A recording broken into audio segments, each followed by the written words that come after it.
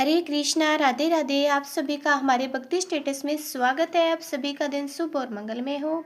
आज आप सुनने वाले हैं फाल्गुन मास महामत्यम का 12वां अध्याय है। आप सभी का हमारे चैनल पर बहुत बहुत स्वागत। जिस तरह आप हर कथा को प्यार देते हैं, हमारे चैनल पर अपलोड होने वाली सभी वीडियो को ऐसे ही प्यार जरूर दीजिएगा। आज आप सभी को फाल्गुन मास महामत्य के 12वें दिन की कथा सुनाने से पहले सुनाती हूँ भगत हरिदास जी की एक अन्य कथा श्री मुरारी गुप्त द्वारा रचित श्री चैतन्य चित्रा अमृत ग्रंथ, जो वर्तमान समय में श्री चैतन्य चरित्र के नाम से प्रसिद्ध है। किसी एक मुनि कुमार ने एक दिन सुबह तुलसी पत्तर चयन करके उन्हें दोहे बिना ही अपने पिता को भगवान की सेवा के उद्देश्य से अर्पित कर दिए। जब यह बात उनके पिता को पता चली तो उन्होंने यवन होने वाला अभिशाप दे दिया। अपने द्वारा अभिश्राप पाकर मुन्नी कुमार यवन कुल में उत्तम परम भक्त श्री हरदास जी ठाकुर जी के रूप में जन्म ग्रहण किया। जिस समय श्री नित्यानंद प्रभु जी गोस्वामी को नवद्वीप धाम की परिक्रमा कराते हुए श्री अनंत द्वीप में पहुंचे, तब एक स्थान की ओर इशारा करके उन्होंने कहा, इस स्थान पर द्वापर युग के अंत में ब्रह्मा ने श्री गौरांग महाप्रभु की कृपा प्राप्त करने की आशा से तपस्या की थी। ब्रह्मा जी के पूर्व वृत्तांत को बताते हुए श्री नित्यानंद प्रभु ने कहा, श्री कृष्ण लीला के बिछड़े और ग्वाल बालों को चुराकर ब्रह्मा जी ने अपनी माया द्वारा गोविंद से छलना की और अपनी माया को पराजित होता देखकर चतुर्मुख ब्रह्मा अपने द्वारा किए गए अपराध के कारण बड़े दुखी हुए। अनेक समस्त स्तुति करने के बाद ब्रह्मा जी ने श्री कृष्ण के चरणों में क्षमा प्रार्थना की और वृंदावन पतित श्री कृष्ण ने उन्हें क्षमा कर दिया। तब ब्रह्मा जी ने मन ही मन में विचार किया कि मेरी बुद्धि तो बहुत ही घृणित हुई। मैं यही समझ बैठा कि मैं जगत की सृष्टि करने वाला हूँ। इसी बुद्धि दोष के कारण मैं कृष्ण प्रेम से रहित और वज्र लीला के रसों का आस्वादन करने से वंचित हूँ। अगर मैं गोपाल के रूप में जन्म प्राप्त करता तो अनायास गोपियों के स्वामी श्री कृष्ण की सेवा कर पाता और उस लीला को देखने का सौभाग्य मुझे नहीं मिला। परंतु अब तो श्री गौरांग महाप्रभु के प्रति मेरी कुबुद्धि ना हो, ऐसा सोचकर बहुत समय तक ब्रह्मा जी ने ध्यान लगाकर इसी अंतद्वीप में तपस्या की। कुछ समय के बाद श्री गोचंद ने कृपया करके चतुर्मुख ब्रह्मा के सामने प्रकट होकर कहा, ब्रह्मा, तुम्हारी तपस्या से प्रसन्न होकर मैं तुम्हें वही वर देना चाहता हूँ जिसकी तुम आशा कर रहे हो। और जब ब्रह्मा जी ने नेत्र खोलकर श्री गौरांग महाप्रभु के दर्शन किए तो वह मूर्छित होकर वहीं भूमि पर गिर पड़े। तब महाप्रभु ने ब्रह्मा जी के मस्तक पर अपने चरण रख दिए और दिव्य ज्ञान प्राप्त करके ब्रह्मा जी की स्तुति करते हुए कहने लगे, मैं बहुत दिन में अभिमान के वशीभूत होकर आपके चरणों में अपराध करने के फल शुभरूप जड़ रस में निमग्न हो गया हूँ। प्रभु, हमारे भाग्य में आपका शुद्ध दास बनना नहीं लिखा है, इसलिए माया हमारे लिए अपना मोह रूपी जाल बिछाते हैं। मेरे जीवन का प्रथम परमार्थ आधा जीवन तो बीत गया और अब मुझे बहुत चिंता हो रही है कि मेरा दूसरा आधा जीवन, दूसरा शेष जीवन कैसे व्यतीत होगा और बहिमुखी के समान होता जा रहा है। आपकी श्री चरणों में एकमात्र यही प्रार्थना है कि मैं आपकी प्रकट लीला में आपका परिकर बनकर आऊं और मुझे ऐसा जन्म प्राप्त हो जिससे मेरी ब्रह्मा बुद्धि दूर हो जाए। मैं सब समय आपके साथ रहूं, केवल आपका ही गुणगान करूं। ब्रह्मा जी की प्रार्थना सुनकर भगवान श्री गौर हरि ने तथास्तु कहकर उन्हें वर प्रदान किया। श्रीमन महाप्रभु ने कहा कि जिस समय मेरी लीला प्रकट होगी उस समय तुम एक यवन के घर में जन्म लोगे। तुम सब समय अपने को दीनहीन समझोगे और तुम्हारा नाम हरिदास होगा और तुम्हें किसी प्रकार का कोई अभिमान नहीं होगा। तुम्हारी जीवा पर प्रतिदिन 3 लाख हरि नाम नृत्य करेगा और देह त्याग के समय तुम्हें मेरे दर्शन प्राप्त होंगे और इस प्रकार साधन के बल पर तुम दिव्य परमार्थ के अंत में इस नवद्वीप धाम को प्राप्त करोगे और नृत्य रास में निमंत्रित होंगे। हे ब्रह्मा, तुम मेरे हृदय की बात सुनो। मेरी इन बातों को कभी भी इधर उधर शास्त्रों में व्यक्त मत करना। मैं भक्त का भाव लेकर भक्ति रस का आस्वादन करूंगा और परम दुर्लभ संकीर्तन को प्रकाशित करूंगा।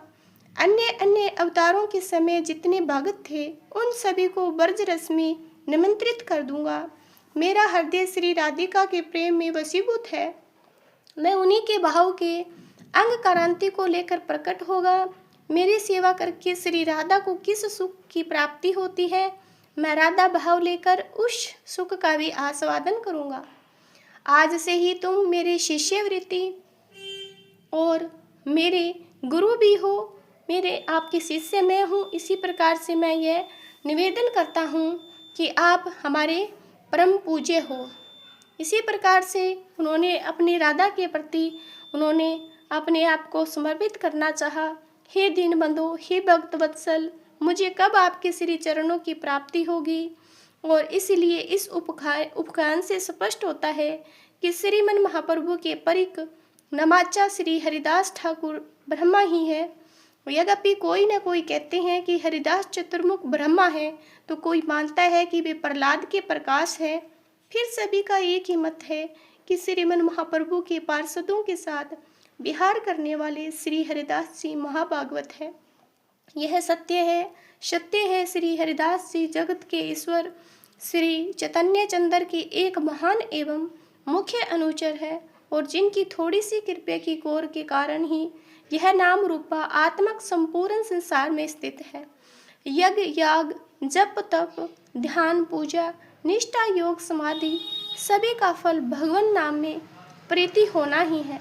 अगर इन कर्मों के कारण नाम में प्रीति नहीं हुई तो फिर इन कर्मों का करना भी व्यर्थ ही समझना चाहिए।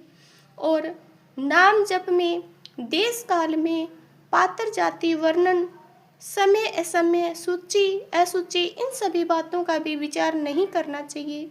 तुम जैसी हालात में हो, जैसे हो, जिस किसी भी वर्णन के हो, कैसी भी स्थिति में हो, हर समय हर काल श्री हरि के समूधुर नामों का संकीर्तन कर सकते हो।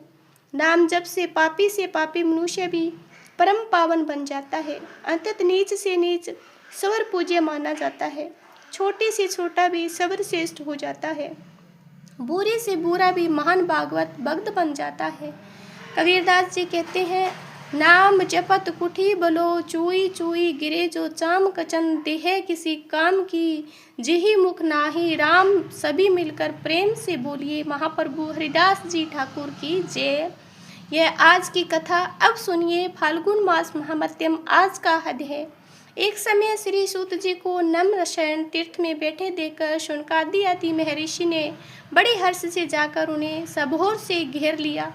फिर जब ये सभी तपस्वी महात्मा बैठ गए तब उनके बताए हुए आसन पर महर्षि कुमार सूत जी विनयपूर्वक विराजमान हुए। तब उन्हें ऋषियों ने सूत जी से कहा, मुनि अब आप पापों का नाश करने वाली कोई पुण्यम कथा भी कहिए। श्री सूत जी कहने लगे कि मैं श्री सरस्वती जी, गणेश जी तथा संपूर्ण देवताओं से युगल चरणाविंद को नमस्कार करके सबके नियाता धर्म स्वरूप परमेश्वर के चरणों में मस्तक झुकाकर उन सब की कृपा से तीर्थों के उत्तम फल का वर्णन करता हूँ।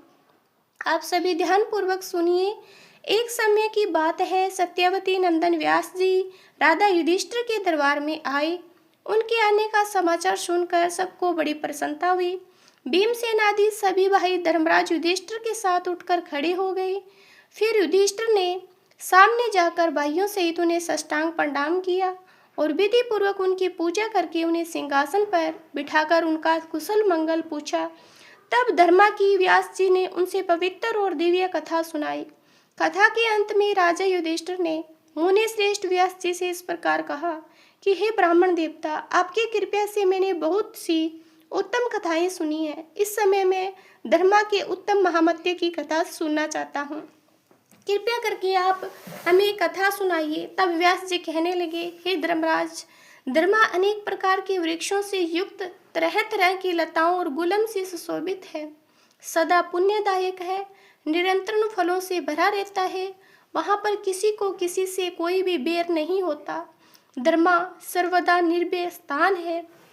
वहाँ गौ और व्याघ्र, चूहे और बिल्ली एक साथ खेल किया करते हैं। मेंढक सांप के साथ खेलता है। मनुष्य राक्षसों के साथ विहार करते हैं।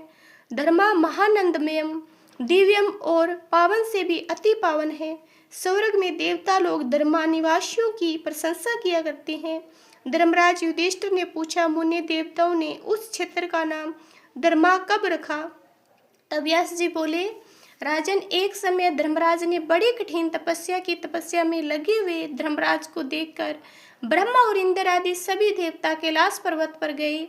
वहां भगवान शंकर भगवती उमा देवी के साथ पराजित वृक्ष की छाया में बैठे हुए थे। उनके पास पहुंचकर ब्रह्मा जी ने इस प्रकार उनकी स्तुति की कि हे नीलकंठ, आपके अनंत स्वरूप है, आपको बारंबार नमस्कार है। आपके इस स्वरूप का यथावत ज्ञान किसी को नहीं है। आपके लव्य और अमृत स्वरूप है, आपको नमस्कार है। देवता जिसका अंत नहीं जानते, उन भगवान शिव को नमस्कार है।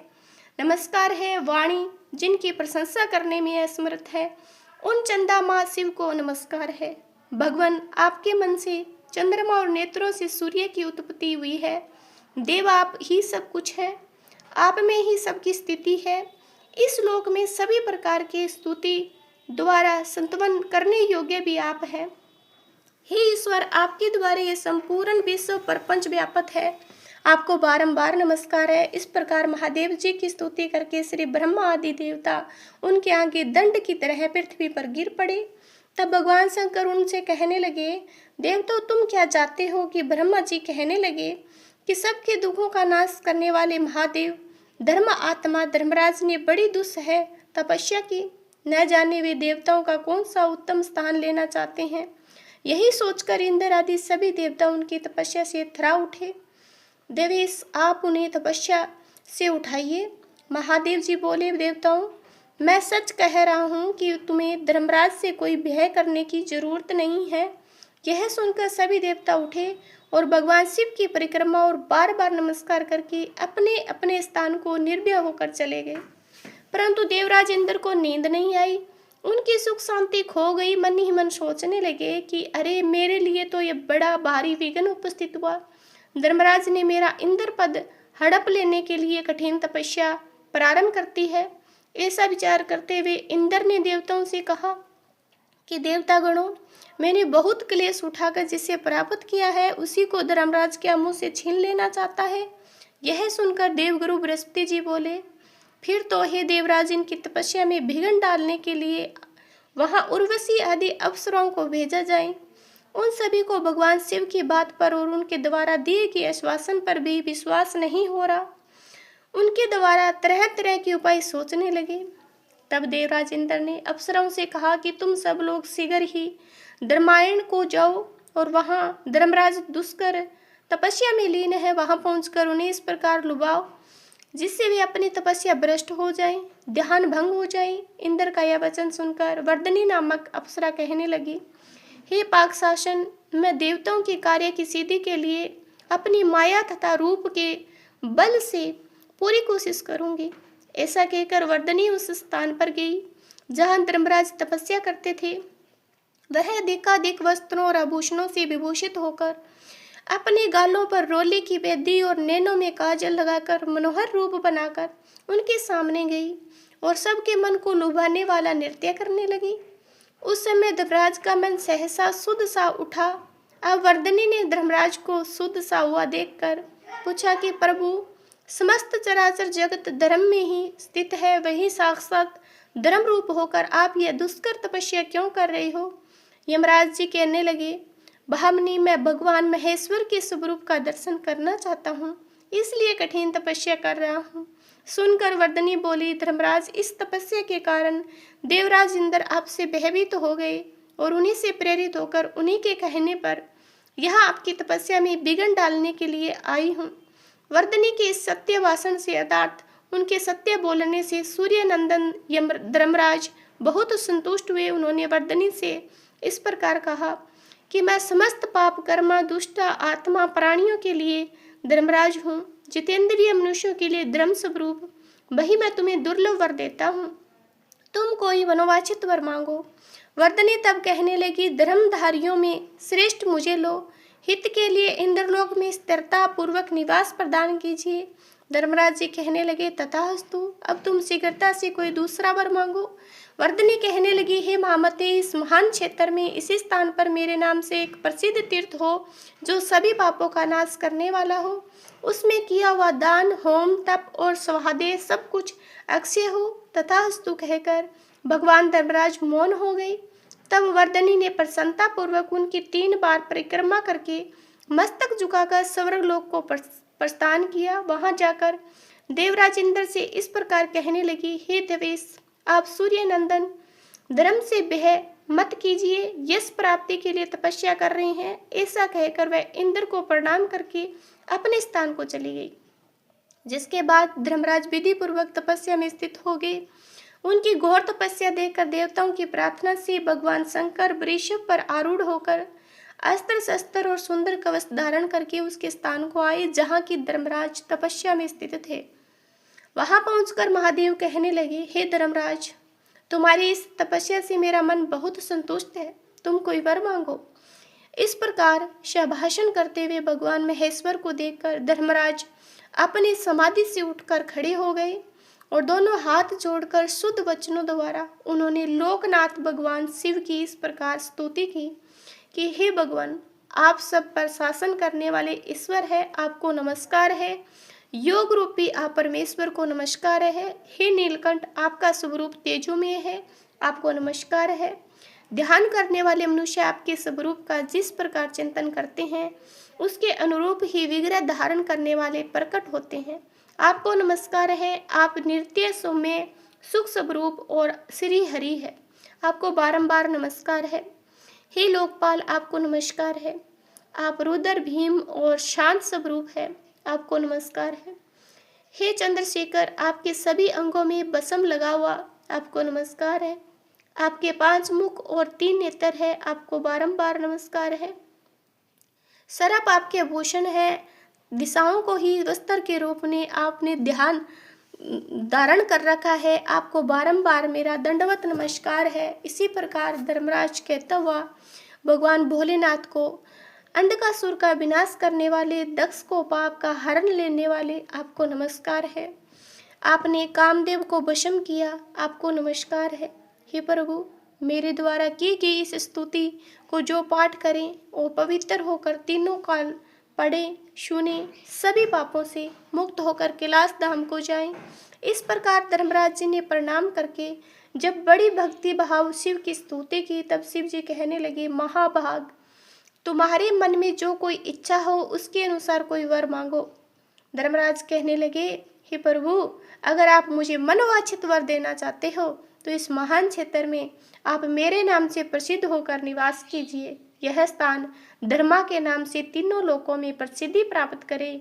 महादेव जी कहने लगे, धर्मराज, यह स्थान प्रत्येक युग में सदा धर्मा के नाम से विख्यात होगा। तुम्हारे मन में अगर कोई और इच्छा हो तो बताओ, उसे भी पूर्ण करूंगा। धर्मराज कहने लगे, हे भगवान, 2 योजन विस्तार वाला उत्तम स्थान मेरे नाम से प्रसिद्ध तीर्थ हो, यह समस्त देहधारियों के लिए पवित्र और सनातन मोक्ष स्थान हो। महादेव जी बोले, तथास्तु, इस तीर्थ में मेरी भी स्थिति होगी, तुम्हारे इस निर्मल स्थान को कभी नहीं छोड़ूंगा। यहाँ मेरे नाम से विवेश्वर नामक महालिंग प्रकट होगा। ऐसा कहकर महादेव जी अंतर्ध्यान हो गए। जिसके बाद वहां एक अद्भुत लिंग प्रकट हुआ। धर्म के द्वारा स्थापित किया हुआ वह लिंग धर्मेश्वर के नाम से प्रसिद्ध हुआ। उसका स्मरण और पूजन करने से मनुष्य सभी पापों से मुक्त हो जाता है। धर्मराज ने वहीं पर एक धर्म व्यापी निर्माण किया, बड़ी मन। और अगर आप धर्मेश्वर महादेव जी के मंदिर के बारे में जानना चाहते हैं तो आपको बता दूं कि 2 बहुत प्रसिद्ध मंदिर है, जिनमें से एक हिमाचल में, दूसरा बनारस में। धर्मराज जी ने वहीं पर धर्म पापी का निर्माण किया, जिसमें स्नान और जलपान करके मनुष्य सभी पापों से मुक्त हो जाता है। जो मनुष्य व्याधि दोष के नाश, बीमारियों के नाश, क्लेश की शांति धर्म व्यापी में स्नान करके, धर्म तर्पण करके, उसको उपद्रव कोई परेशानी नहीं होगी। 4 दिनों तक होने वाला जबर, किसी नियत स्थान पर होने वाला जबर, शीत जबर, जितने भी रोग हैं सभी उस मनुष्य को पीड़ा नहीं देते। जो मनुष्य उस परम पुण्यम धर्म व्यापी में स्नान करके समी के पत्ते के बराबर पिंडदान करता है, वह गर्भवास को प्राप्त नहीं होता। महान भयंकर को भी पाक अंत दार्शनिक आदि नरक से भी मुक्ति पा जाता है। धर्म व्यापी में तर्पण करने से बहिषद, अग्नि, श्वात, आजप और सोमपति उत्तम तृप्ति को प्राप्त होते हैं। जो माया से मोहित होकर इस क्षेत्र में अंत्यत दूषित पर स्त्री गमन तथा सोने आदि की चोरी का पाप करते हैं, वे सभी नरक में पड़ते हैं। दूसरे क्षेत्र में किया हुआ पाप धर्मारण्य में नष्ट हो जाता है। पाप वर्जलेप हो जाता है। पुण्य पाप या जो कुछ भी शुभ अशुभ कर्म होता है, सब 100 वर्षों तक नित्य बढ़ता रहता है। मन में कामना रखने वाले पवित्र तीर्थ कामदायक होते हैं। योगियों के लिए मुक्तिदान, सिद्धों के लिए सदैव सिद्धिदायक होते हैं। जय भोलेनाथ, जय शिव शंकर, जय माता पार्वती की। आप यहाँ इस अध्याय को यहीं पर समाप्त करते हैं। आगे वाले अध्याय को सुनने के लिए प्लीज़ चैनल को सब्सक्राइब जरूर करें और कमेंट में जय भोलेनाथ जरूर लिखें।